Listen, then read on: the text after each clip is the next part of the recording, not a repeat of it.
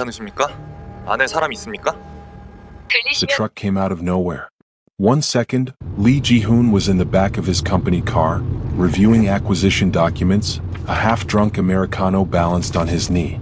The next second, metal screamed, glass shattered like 1,000 whispered warnings, and the world folded in on itself. Then silence. Then nothing. Welcome back, everyone. If you are new here, I'm so glad you found this channel. Hit that subscribe button right now because the story I am about to tell you will wreck you, rebuild you, and leave you believing in love again. Drop a comment below telling me where in the world you are watching from. I want to see how far this story reaches. Now let us get into it. Lee Ji-hoon woke up 48 hours later to the sound of his own name being called by a doctor who could not quite meet his eyes. That detail should have told him everything. 34 years old. Korea's youngest self-made billionaire. Featured on the cover of 3 international business magazines in the same calendar year. Engaged to the woman he had loved since he was 26. He had the kind of life that made other men quietly envious at dinner parties. Not loudly. Quietly. The way people envy things they believe they can never touch. Yet everything. He tried to sit up in the hospital bed. His upper body cooperated. His lower body did not respond like it was part of the same man. He laughed. An actual laugh, sharp and confused, the kind that escapes before the brain can evaluate the situation. He assumed it was the medication, or the angle, or some temporary numbness that would dissolve in the next 5 minutes when the feeling returned to his legs and he would call his assistant and joke about the scare. He waited 5 minutes, then 10. The doctor was still talking. Something about the spinal cord. Something about trauma to the T6 vertebra. Something about long-term implications. Ji-hoon heard the words the way a man underwater hears traffic. Present but muffled, belonging to a world he could not quite reach. He slapped his own thigh. Nothing. He slapped it harder, hard enough to leave a mark, hard enough that the nurse took a step toward him. Still nothing. He punched his leg. What? Twice. His knuckles split against the bone and the blood appeared immediately, bright and red, proof that his body could still feel something. Just not there. Not where he needed it most. The doctor tried to reach for his hand. Ji-hoon screamed. Not from pain. From the specific horror of understanding. The kind of understanding that arrives all at once. A wave that does not build gradually but collapses over you complete and suffocating, leaving no part of you untouched. The entire hospital floor heard him. 3 doors down, a woman visiting her father pressed her hand to her chest without knowing why. But here's where it gets crazy. 3 weeks later, in the rehabilitation room that smelled of disinfectant and quiet desperation, 3 nurses tried to help Ji-hoon stand. He wanted to stand. He had never wanted anything more in his life, not his first billion, not the penthouse overlooking Gangnam, not even the moment his fiancée said yes. He focused everything he had into his legs, every fragment of will, every shred of the discipline that had built his empire from nothing. His knees collapsed the moment the nurses guided him upright. He hit the floor hard. The sound was terrible, less a fall than a verdict. The room went so quiet you could hear the fluorescent lights buzzing overhead. He lay on the floor and stared at the ceiling. Then he looked at his legs, arranged at angles below him like something that belonged to a stranger. He hit them again. Open palm against unresponsive muscle and bone. Stand, he said. His voice had gone somewhere unfamiliar. Quieter. Ground down to something raw and without surface. Stand. Nothing. Please. The therapist in the corner turned away so he would not see her wipe her face. Ji-hoon stared at his legs for a long time. Something rearranged itself inside him during those minutes on the floor.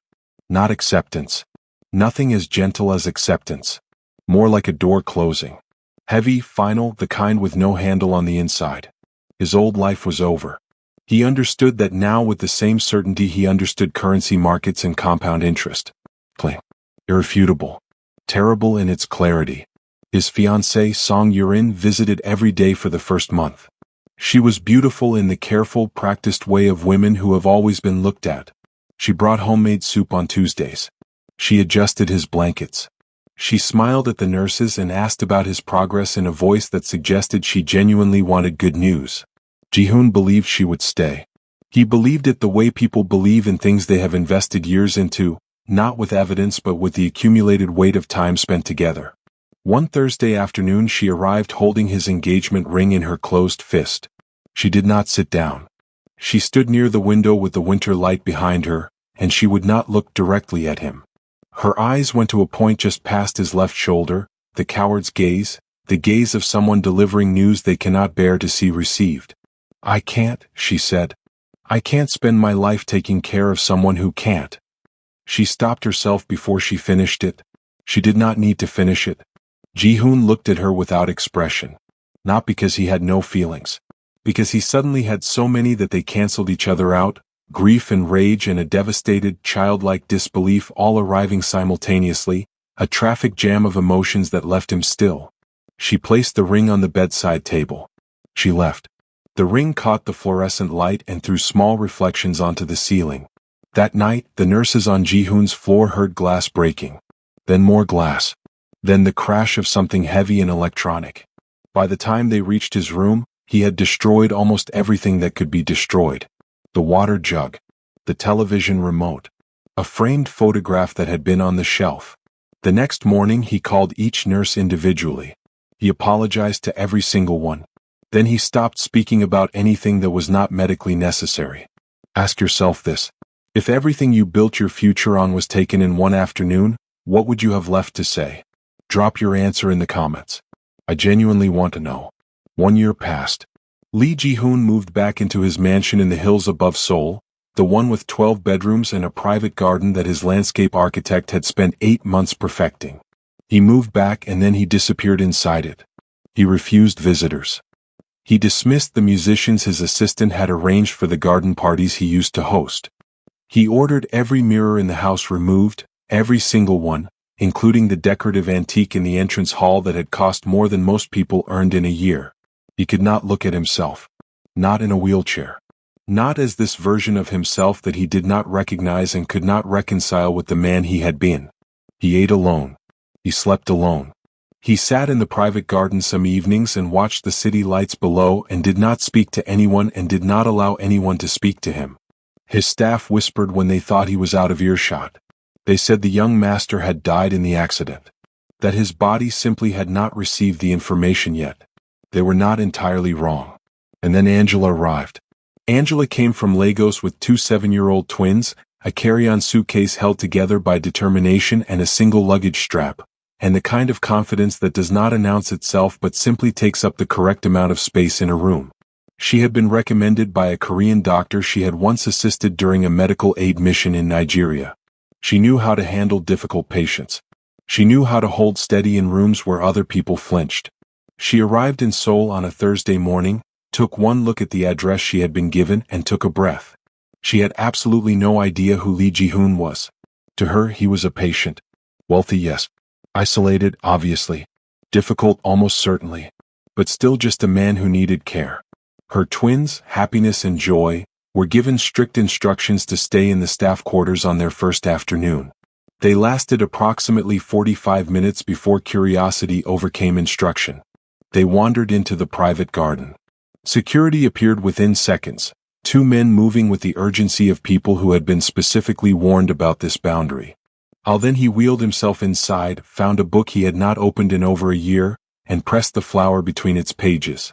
It was the first thing he had chosen to keep since the accident. What he did not know yet, what none of them knew, was that Angela was not just a caregiver. She was carrying a secret that would eventually unravel everything Ji-hoon thought he understood about the crash that had taken his legs. And it was sitting in her children's memories, waiting to be believed. Angela did not tiptoe. That was the first thing the household staff noticed about her.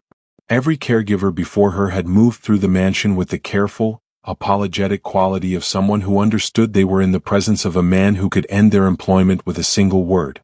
They spoke softly. They knocked twice before entering. They arranged their faces into expressions of professional sympathy that Ji-hoon could see through immediately, which was precisely why he had fired 7 of them in 11 months. Angela knocked once. Entered. Set his morning medication on the table without ceremony and said, "You didn't finish your breakfast again." Ji-hoon looked up from his documents. "You've been here 4 days. And in 4 days you've eaten about enough to keep a bird alive." She picked up the untouched bowl from the previous hour. "That's not stubbornness. That's self-destruction with extra steps. He stared at her. Nobody spoke to him like that. Not his board members. Not his lawyers. Not the therapist who had tried carefully and professionally to rebuild his will to live. You can leave, he said. I will, she said pleasantly, after you take your medication. She waited. He took the medication. Neither of them acknowledged what had just happened, but something shifted in the room, something small and structural, like a crack appearing in a wall that had been sealed for too long. The twins were another matter entirely. Happiness and Joy were 7 years old, identical in the way of twins who have developed completely distinct personalities and cannot understand why strangers keep confusing them. Happiness was quieter, observational, the kind of child who watched adults the way scientists watch chemical reactions, with intense interest and no emotional investment in the outcome. Joy collected information the way other children collected stickers, enthusiastically and without particular system. They were both completely unbothered by Lee Ji-hoon. His wheelchair did not fascinate or frighten them. His silence did not make them uncomfortable. His wealth was invisible to them because children that age cannot see wealth, only people. They saw a tall man who sat in a chair with wheels and had a garden with a fountain that made interesting sounds and a kitchen with a cook who gave them rice crackers when their mother was not looking. They began appearing near his chair with the persistence of cats who have decided someone needs company whether they want it or not. Joy hid cookies in the pocket of his cardigan one morning while he was on a call. He discovered them an hour later, 3 small wrapped biscuits tucked beside his phone. He held one for a long moment before eating it. He ate all 3. Happiness challenged him to a wheelchair race down the East Corridor on a rainy afternoon, then ran alongside him making engine sounds, completely unbothered that the race was entirely one-sided. You're slow, Happiness observed. You're running, Ji-hoon pointed out. I'm giving you a head start. He did not smile. But the muscle at the corner of his jaw moved in a way that, if you were watching carefully, looked very much like the architecture of a smile being suppressed. They called him Wheelchair Uncle, which he objected to once and they ignored completely, which meant it became permanent. But wait. Here is where things get complicated. One evening, Angela was making him complete his physiotherapy exercises, the ones his medical team had prescribed and he had been quietly skipping for 3 weeks. She had found the log. She was not impressed. This isn't optional, she said, moving his arm through the range of motion with firm, practiced hands. It's pointless. It keeps your circulation healthy. My legs don't work. Your arms do. Your cardiovascular system does. Your brain does, though you're not using it particularly well right now. She repositioned his left shoulder. The goal isn't to get your legs back. The goal is to keep the rest of you functioning. He went quiet in a different way than usual. Less hostile. More thoughtful. Why do you do this? He asked. This work. Angela was quiet for a moment. Not evasive. Thinking about whether the honest answer was worth the length of the conversation it would open. I did medical volunteer work for 3 years in 3 different countries, she said finally. You see enough people who don't have anyone at all, you stop taking for granted what you can give. She moved his arm through the final extension. Also, I'm very good at it and it pays well. He almost laughed. Almost. 3 weeks into Angela's employment, the twins were playing near the east gate of the property when Happiness saw something. A man, not in staff uniform, crouched near the side of Ji-hoon's specialized wheelchair that was stored in the garage for outdoor use. The garage door had been left open during the afternoon delivery. The man's hands were doing something to the wheel mechanism, small and quick, the kind of movements designed to look like nothing if observed from the wrong angle. Happiness grabbed Joy's hand and they ran. They told their mother. Angela went immediately to the head of security, a severe man named Park who had worked for the Lee family for 19 years. Park inspected the wheelchair. Found nothing concerning. He told Angela, gently but with the practiced condescension of someone who has been managing a household longer than she has been in the country, that children often misinterpret what they see. That maintenance on equipment was regular and routine. That there was no cause for alarm. Angela watched his face while he spoke. Something about his certainty was too smooth. She brought it to Ji-hoon herself that evening. He listened. Then he looked out the window for a moment, at the garden where the fountain was catching the last of the evening light. Children see things, Angela said. Mine are not dramatic. "I'll look into it," he said. He did not look into it. He filed it somewhere in the back of his mind under problems that felt too abstract to address when more concrete ones were already draining him daily. This would come back to him. In the worst possible way. What would you have done? Would you have believed the children? Tell me in the comments. Because I genuinely think this is the moment everything could have changed. And don't forget to subscribe if you haven't yet. This story gets so much heavier before it gets lighter. On a night in late November, a rainstorm came in from the coast and hit Seoul sideways. The twins had been supposed to go to bed at 8. By 9:30 they were still in the main sitting room, having negotiated with Angela the kind of elaborate extensions that only children and experienced lawyers can construct from nothing.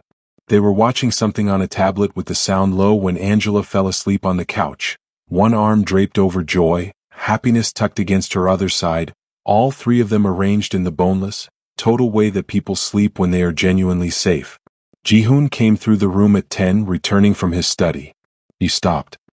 He sat in the doorway for longer than he intended to, watching the three of them. The way Angela's hand rested on Joy's back, moving slightly with her breathing. The way Happiness had one small fist curled under her own chin. The way Angela's face had lost all the brisk competence she wore during the day and become something younger, something unguarded. He wheeled quietly to the storage chest, took out the heaviest blanket, moved back across the room without making sound, which required a particular kind of careful attention in a wheelchair that he had learned over months. He spread the blanket over all three of them. He sat there in the dark for a moment. "I wish I had met you before the accident," he said, barely above a breath, to no one he thought was listening. Angela heard every word. She kept her eyes closed. Her breathing did not change. But a single tear moved from the corner of her eye into her hair, quick and quiet, the way grief moves when it is also something warmer. She did not speak. She could not explain, not yet, why those words had hit her with such precise weight. She only knew that they had, and that something she had been keeping at a careful professional distance was becoming much harder to maintain. What she did not know, what she could not have known that night under the blanket in the warm dark, was that someone had already found out how much Ji-hoon trusted her. And that person had decided that trust needed to be destroyed. The offer would arrive in 4 days. $10 million in exchange for walking away and never coming back. The envelope arrived on a Monday. No return address. Delivered not to the staff quarters where Angela slept, but to the small cafe 3 blocks from the mansion where she took her 1 hour of personal time each afternoon while the twins were in their Korean language lesson. Someone had been watching her schedule closely enough to know exactly where she would be and exactly when she would be alone. Inside the envelope was a single card, cream-colored, expensive paper, the kind that communicates wealth before a single word is read. $10 million. Wire transfer. Immediate. The account number was already printed below. All she had to do was leave. Quietly. No explanation to Ji-hoon. No goodbye to the twins' schedule or the household routine she had spent weeks establishing. Just gone the way a candle goes out, complete and without residue. At the bottom of the card, in smaller print, "This offer does not improve with time." Angela read it twice. Then she set it on the cafe table and ordered another coffee she did not drink. $10 million was not an abstract number to her. She knew exactly what it meant. Her mother's medical bills in Lagos were eating through money she did not have. The twins' school fees. The apartment she was 3 months behind on. She had done this job partly because the salary was generous and partly because need has a way of making decisions before pride gets a vote. $10 million would end every financial problem she had ever had and several she had not encountered yet. She sat with that for a long time. Then she folded the card, put it back in the envelope and walked back to the mansion.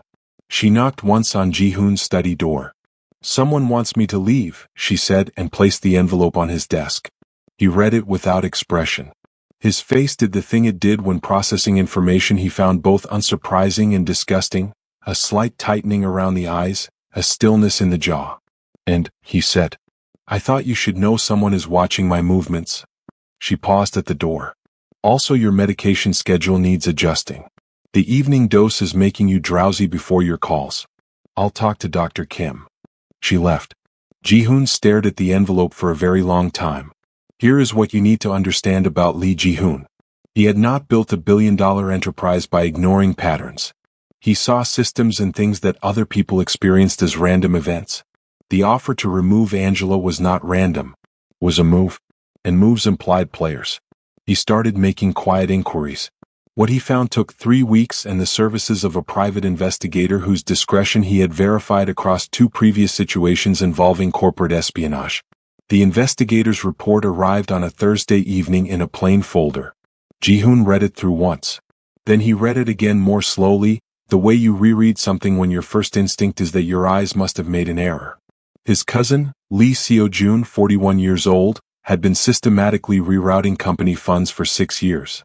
The numbers in the report were staggering, not millions but the kind of accumulated theft that required infrastructure, patience, and a sophisticated understanding of where the oversight gaps were. The kind of knowledge that only came from inside. And there was something else in the report. A detail the investigator had flagged almost as an afterthought, unsure of its relevance. The truck driver from Ji-hoon's accident 18 months ago had received a payment. A large one. 3 days before the crash. The payment had originated from a subsidiary company. A subsidiary company that traced back, through 2 layers of holding corporations, to Seo-jun. Ji-hoon set the folder down on his desk. He sat in the dark for a long time. The accident had not been an accident. Oh, you felt that? I know you felt that. Drop a fire emoji in the comments if you saw that coming. Because this story is about to go to places you are not ready for. Make sure you are subscribed because we are only halfway through and it gets so much more intense. He did not tell Angela immediately. He told her nothing for 4 days, during which he was quieter than usual in a way that she recognized as different from his ordinary quiet. His ordinary quiet was closed. This was something else. This was a man sitting inside information that was too heavy to carry naturally. On the 5th day she brought his afternoon tea, set it down, and said without looking at him, "Whatever you found out, you don't have to protect me from it." He looked up. "I'm still here," she said simply. "After the envelope and after whatever that folder contains that you keep almost opening and then closing. I'm still here." He told her. He told her about Seo-jun. About the funds. About the truck driver. About the payment that arrived 3 days before his car was destroyed and his legs stopped working and his fiancée stopped loving him and his life became the hollow, echoing thing it had been for 18 months before she arrived with her 2 daughters and her 1 luggage strap held together with determination. Angela listened without interruption. When he finished, she was quiet for a moment. "He tried to kill you," she said. "He tried to disable me. There's a difference. A dead Ji-hoon triggers automatic succession protocols that don't benefit him.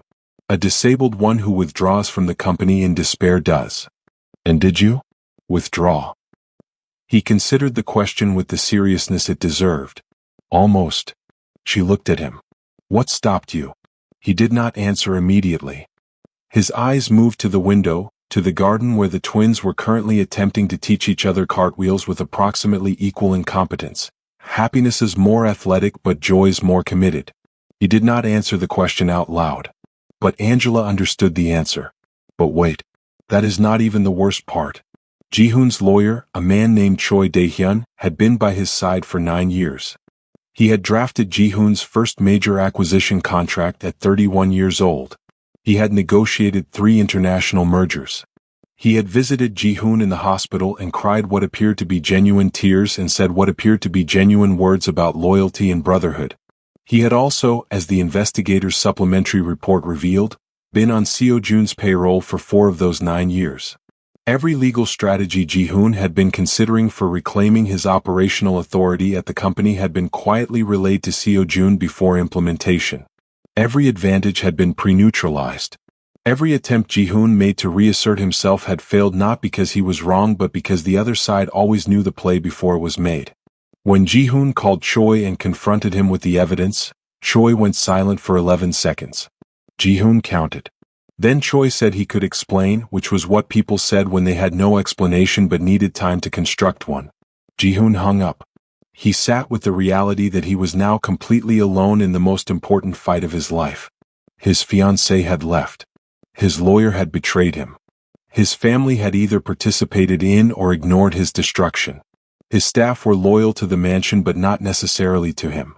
The only person in the building he trusted without qualification was a Nigerian woman who had turned down $10 million and then told him about it. He found her in the kitchen that evening, helping Joy practice Korean vocabulary with flashcards, Happiness making increasingly creative suggestions for incorrect answers that were getting all three of them laughing. He watched from the doorway. Then he said her name. She looked up. "I need your help," he said. Those 4 words cost him more than anything he had ever purchased. Angela looked at him for a moment. Then she turned back to Joy. 5 more cards, she told her daughter. Then we go help wheelchair uncle. Happiness pumped her fist.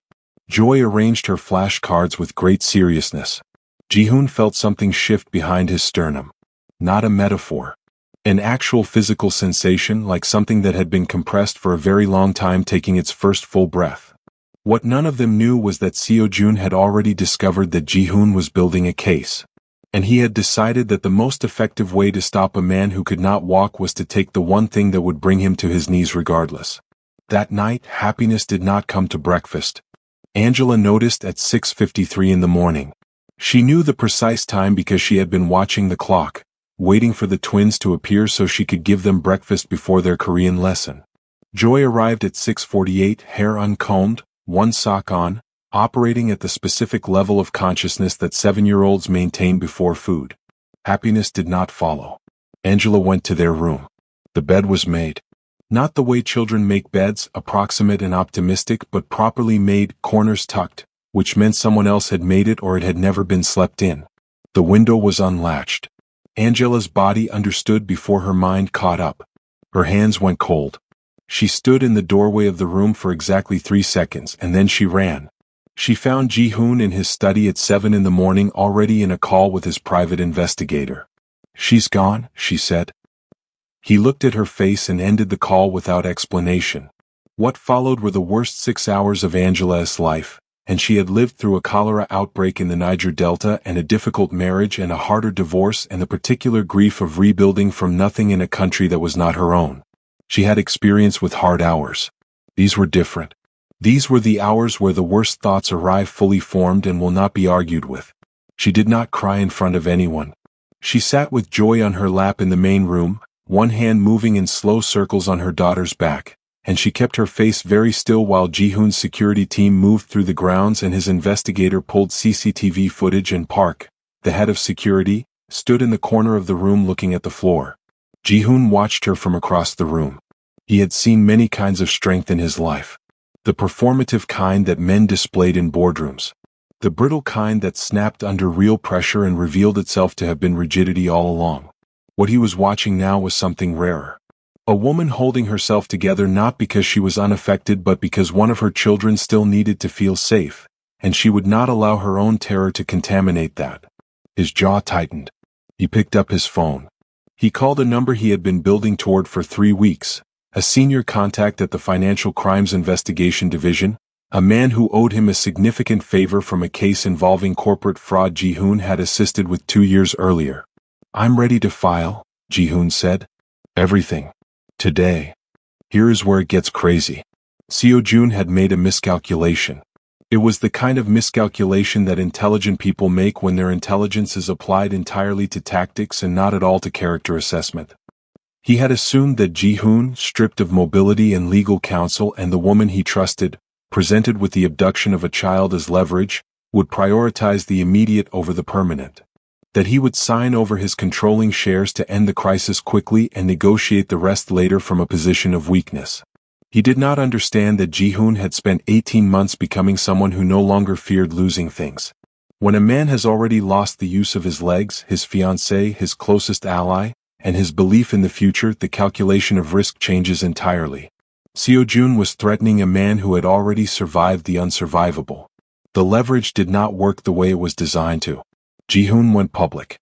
Not through a press release. Not through a carefully managed media strategy. He recorded a 40-minute video from his wheelchair in his study, and he named every number, every subsidiary, every date, every payment. He named the truck driver. He named the amount. He named Choi Dae-hyun. He named Seo-jun. He named the 6 years of systematic theft with the kind of precise, documented specificity that could only come from a man who had spent 3 weeks building an airtight case while appearing to do nothing. He uploaded it to every platform simultaneously at 11:47 in the morning. By noon it had 40,000 views. By 2 in the afternoon, the Financial Crimes Investigation Division had already been in contact with Seo Jun's office. By 3, Seo Jun understood that the leverage had become a liability. Happiness was returned to the property gate at 3:22 in the afternoon, sitting in the back of a car that drove away quickly, dropped off like a package whose sender had changed their mind. She was unharmed. She was hungry. She was wearing her coat buttoned incorrectly and carrying a convenience store juice box that someone had given her, and when she came through the gate and saw Angela running toward her, she opened her arms and said, "Mommy." The man had a very boring apartment, which was so specifically her that Angela laughed and wept at the same time, both responses entirely involuntary. I need you to comment right now. Tell me what you felt in that moment. Because I am writing this and I felt it. Subscribe if you are not already, because this ending is going to undo you completely. Ji-hoon was at the gate. He had wheeled himself out the moment security confirmed Happiness was in the car. He sat in the late afternoon light watching Angela hold her daughter, and something in his face did something complicated that his face had not done publicly in a very long time.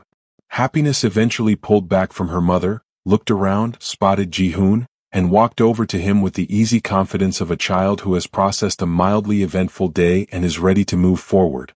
She climbed into his lap without asking. "Wheelchair uncle," she said. "Your cousin is very boring and also his apartment smelled like instant noodles." "I'll have that noted," Ji-hoon said. "Also, I told him you were going to win," Happiness said with complete and uncomplicated certainty. "Because you always look like someone who wins even when you're sad." Ji-hoon put his arm around her. He could not respond to that. Not out loud. His throat had done something that made speech temporarily unavailable. Angela watched from 3 meters away. She watched him hold her daughter with the careful, deliberate gentleness of a man who understood that some things were fragile and wanted very much not to be the person who broke them. She watched the way his hand rested on Happiness's small back, and the way his eyes closed briefly, just briefly, as if he needed one unobserved second to absorb what he was feeling before returning his face to its composed default. She had worked with many people in her career. She had never once struggled to maintain professional distance until now. She turned away. She looked at the garden and the fountain and the pale winter sky above the hills of Seoul. She pressed her fingers briefly against her own sternum, a private gesture, quick and unconscious, the kind the body makes when it is trying to keep something contained. Seo Jun was arrested 4 days later. The charges were extensive. Financial fraud, conspiracy, facilitation of the truck collision that had been classified, until Ji-hoon's video, as an accident. His lawyers arrived in expensive suits and left looking smaller. The trial would take months. The outcome, given the documentation Ji-hoon had compiled, was not particularly in doubt. Park, the head of security who had dismissed the twins' warning about the wheelchair tampering, submitted his resignation without being asked. Ji-hoon accepted it without ceremony. The outdoor wheelchair was examined by a specialist. The mechanism had indeed been tampered with, precisely where Happiness had reported seeing the man's hands. The modification would have caused a catastrophic failure on an uneven surface, likely during Ji-hoon's weekly trip through the garden's lower path, which had a significant downward slope toward the stone terrace. Happiness had been right. A 7-year-old girl had seen what 19 years of professional security experience had missed. Ji-hoon had the outdoor wheelchair replaced. He also had a very specific conversation with Happiness in which he told her, with complete seriousness, that she had probably saved his life. Happiness received this information thoughtfully, then asked if this meant she could have extra dessert. He said yes. Joy, who had been listening from behind the doorframe, appeared immediately. The danger was gone. The legal machinery was in motion. The household, for the first time since Angela's arrival, felt something approaching peace. Which was precisely when Angela sat down at the kitchen table on a quiet Sunday morning and told Ji-hoon she had been thinking about going home. Her contract was ending in 3 weeks. Lagos was where her mother was. Where her life existed outside of this mansion and this man and the particular gravity that had built between them over months of proximity and honesty and small yellow flowers pressed between book pages. Ji-hoon's face did not move, but his hand, resting on the table, closed slowly into a fist. He did not argue with her. That was the thing about Ji-hoon that had taken Angela months to understand properly. He did not fight against things directly. He absorbed them, turned them inward, processed them with the same quiet, systematized intelligence he applied to everything else, and then acted from a place that was either devastatingly effective or, in personal matters, devastatingly self-defeating. He said, "When?" She said, 3 weeks. "When the contract ends." He nodded once. He looked at his coffee. He said, "I'll make sure your final payment reflects the additional responsibilities you took on during the security situation." "That's not necessary." "It is." They sat in the kitchen in the particular silence of two people who are not saying the most important things available to them. Joy appeared in the doorway, assessed the atmosphere with the accuracy of a child raised in emotionally complex environments, and withdrew without speaking, which for Joy was genuinely remarkable. 3 weeks, it turned out, had a completely different texture when you were counting them. Angela had not expected that. She had thought the decision would bring clarity, the clean feeling of a plan properly made. Instead, the days moved with a strange weight, each one more specific than the one before it. The way Ji-hoon took his coffee, the exact sound of his wheelchair on the corridor floor in the morning, which she had learned to identify without looking up. The way the twins had made this mansion into something that functioned like a home, with their shoes by the wrong door and their drawings taped to the kitchen wall, and Happiness's ongoing negotiation for a pet that Angela kept declining and Ji-hoon kept very carefully not vetoing. She packed slowly. She had not brought much. She was leaving with less than she had arrived with, in terms of possessions, and considerably more of everything else. But here is where it gets complicated in a way nobody predicted. Ji-hoon's rehabilitation doctor, a small focused woman named Dr. Shin who communicated primarily through raised eyebrows and extremely precise terminology, had been re-evaluating his case for the past 2 months. New imaging. New data from the physiotherapy logs that Angela had been meticulously keeping, because she kept meticulous logs of everything. New assessment of the small voluntary movements that had begun appearing in his lower extremities over the past 6 weeks. Movements so incremental that Ji-hoon himself had dismissed them as meaningless. Dr. Shin did not find them meaningless. She sat across from Ji-hoon in his study on a Tuesday afternoon with her tablet and her raised eyebrows, and she said, with the particular restraint of a doctor who had learned not to generate hope carelessly, "Your injury was severe. Your prognosis has not changed in terms of full recovery. However, the neurological response in your lower left extremity has improved beyond what the initial assessment suggested was possible." Ji-hoon waited. With intensive, consistent rehabilitation over the next several months, there is a meaningful possibility that you could achieve supported standing. Potentially limited assisted movement. She paused. "I want to be precise with you. This is not walking. This is not what you were before. But it is more than what we projected." Ji-hoon was quiet for a long time. "How intensive?" he said. "Daily. Hours. Painful." She looked at him directly.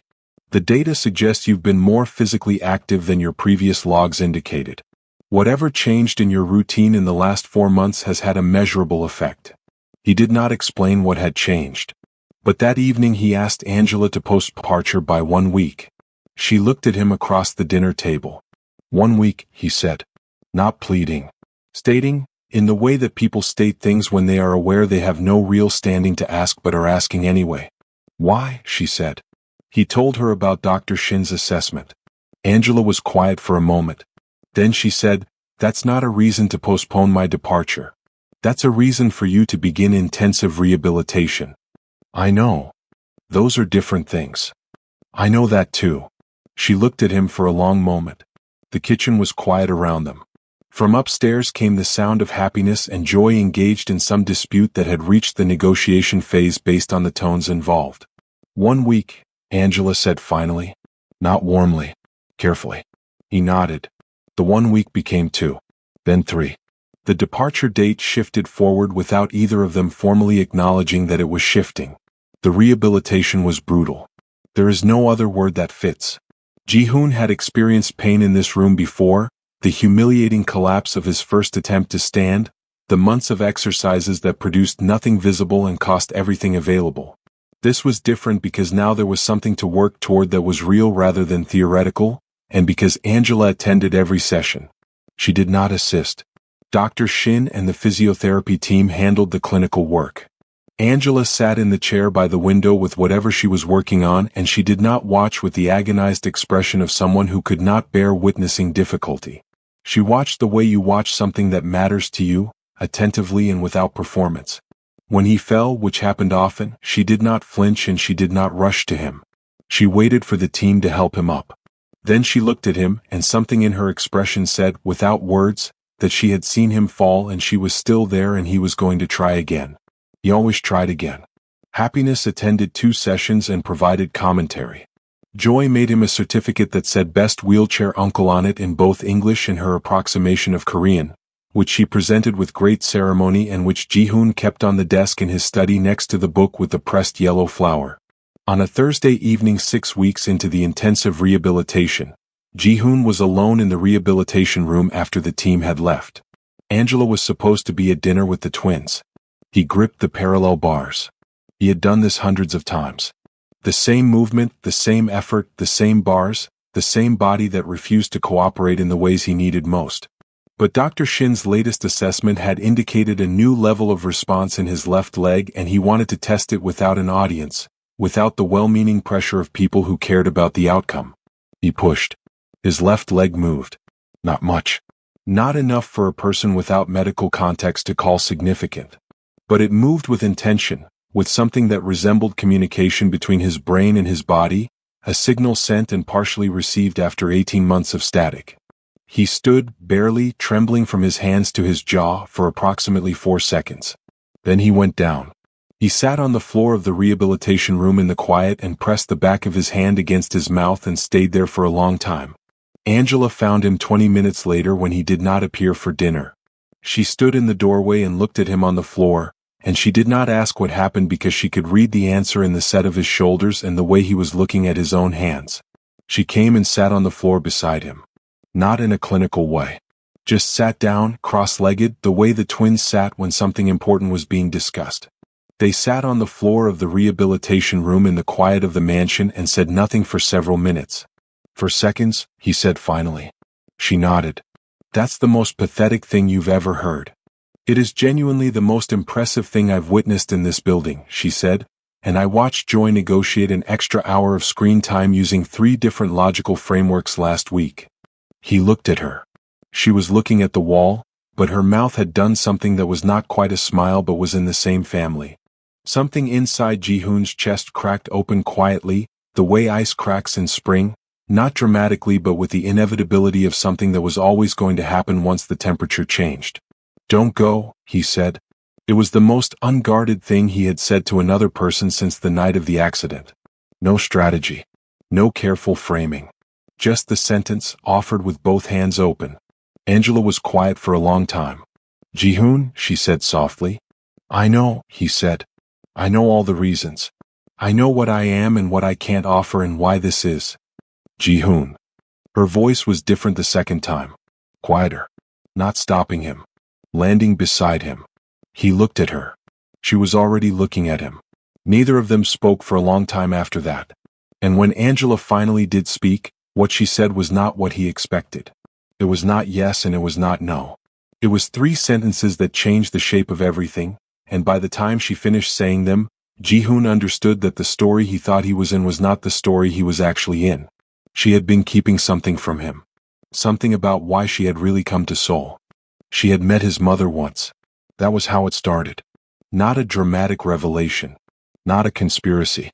Just a quiet truth that Angela had been holding at careful distance because the timing had never felt right, and then the timing had become complicated, and then so much else had happened that the original fact had gotten buried under the weight of everything that followed. 3 years earlier, during her 2nd year of medical volunteer work, she had been stationed briefly at a mission clinic outside Nairobi. A Korean woman had arrived, elegantly dressed and visibly unwell, traveling alone in a way that suggested she was not accustomed to either. She had needed assistance that the clinic provided. She and Angela had talked for 2 days while she recovered from a respiratory infection that had been ignored too long. The woman's name was Lee Myungja, Ji-hoon's mother. Dead 18 months before his accident, from a heart condition that had gone undiagnosed for years. A woman he had spoken of exactly once, briefly, in a tone that closed the subject firmly. Myungja had talked about her son. Not with the pride that wealthy parents performed at social events, but with the quiet, helpless love of a mother who could see what her child was building and worried about what he was missing. She had said her son had everything and almost nothing. She had said he worked because work was easier than wanting. She had said she prayed he would one day find someone who would see him rather than what he had built. When Angela had been recommended for the position in Seoul, she had not known whose household it was until she arrived and saw the photograph on the entrance table, the one that had survived even Ji-hoon's removal of all the mirrors, a small framed image of a younger Ji-hoon with his arm around a woman who smiled with her whole face. Angela had recognized that woman immediately. She had said nothing. Because what would she have said and when and how? Because the connection felt both significant and too fragile to present without it being misunderstood. Because she was a professional in a professional situation and the story of a 2-day friendship with his deceased mother in a clinic outside Nairobi was not a story that had an obvious moment of introduction. She told him all of this sitting on the floor of the rehabilitation room while the mansion was quiet around them. Ji-hoon listened without moving. When she finished, she looked at him directly, the way she always delivered difficult things without evasion, respecting him enough not to soften it. "I should have told you sooner," she said. "I know that." He was quiet for a long moment. Then he said, "What did she tell you?" "About me." Angela thought about how to answer that honestly. "She said you were someone worth knowing if a person could get past the walls." She paused. She was right. The walls were considerable. Something moved across his face. Not grief exactly. Something older than grief. The particular ache of being known accurately by someone who is no longer there to be thanked for it. "She would have liked you," he said. His voice had gone somewhere rough and quiet. She would have liked the twins as well. Especially Happiness. She had no patience for nonsense and an enormous respect for anyone else who didn't. Happiness would have liked her, Angela said. They sat with that for a moment, the strange warmth of two people discovering they are connected by someone who loved them both from different distances. The following weeks had a different quality. The secret had been the last wall. With it gone, something between them settled into itself, unhurried and real, the way good things develop when they are not being pushed. They argued about his diet and his sleep schedule and his tendency to schedule calls during the rehabilitation windows Dr. Shin had marked as non-negotiable. Angela won most of these arguments not because she was louder but because she was more patient, and patience, Ji-hoon had discovered, was a form of power that boardrooms never taught you to respect properly. The twins absorbed the changed atmosphere the way children absorb most things, completely and without commentary. Happiness began referring to Ji-hoon in conversations with other people as our Ji-hoon, possessive and casual, the way you referred to furniture that had always been in the house. Joy began leaving drawings on his desk, elaborate scenes involving wheelchairs with rocket boosters and families of indeterminate nationality all holding hands. Ji-hoon framed 3 of them. And then came the day. He had asked everyone to leave the rehabilitation room. Dr. Shin, the physiotherapy team, the 2 assistants who usually managed the equipment. He had been specific and calm about it and they had gone, because people who worked for Lee Ji-hoon had learned that his specific calm requests were not actually optional. Angela was supposed to leave as well. She stood at the door. "Go," he said. She looked at him. "No." He opened his mouth. "No," she said again, quietly, with the same tone she had used when she told him to take his medication on her 4th day in the mansion, the tone that was not a negotiation. He closed his mouth. He gripped the parallel bars. This was different from every previous time, and he understood it was different in a way that he could not fully articulate. 6 months of brutal daily work. Dr. Shin's incremental assessments. 4 seconds becoming 8 becoming 12. The day 2 weeks ago when he had moved 6 feet along the bars without going down, which he had not told anyone about because he had not fully believed it himself. He had been waiting for a reason to try the thing he had been building toward. He understood now that the reason was standing at the door. He pushed. His body shook from his hands to his jaw, the same total physical effort of every previous attempt. But the signal was cleaner now. The 18 months of silence between his brain and his lower body had been replaced by something faint but real, A line of communication rebuilt one session at a time by sheer refusal to accept impossibility. One step. His left foot moved forward on the floor. He did not fall. A second step. His right. Slow. Enormous. The most expensive movement he had ever made in a life full of significant expenditures. He was breathing like a man who had been underwater for a long time and had just reached the surface. The third step. His legs were shaking so badly that the sound of it was audible in the quiet room.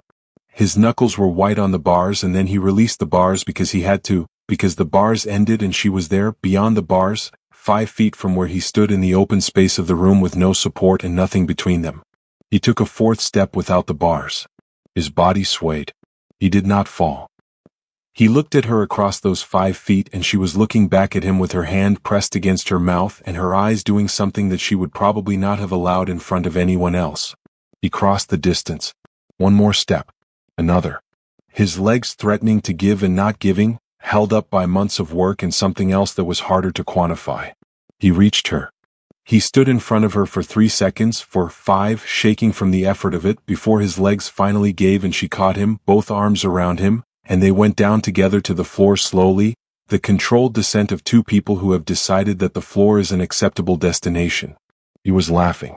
Actual laughing, unguarded and breathless and full, the kind that is also something else, the kind that the body produces when it has too much feeling for any single expression. I couldn't walk to the woman I loved before, he said against her shoulder, but I walked to the one who taught me how to live again. Angela did not respond immediately. She held on.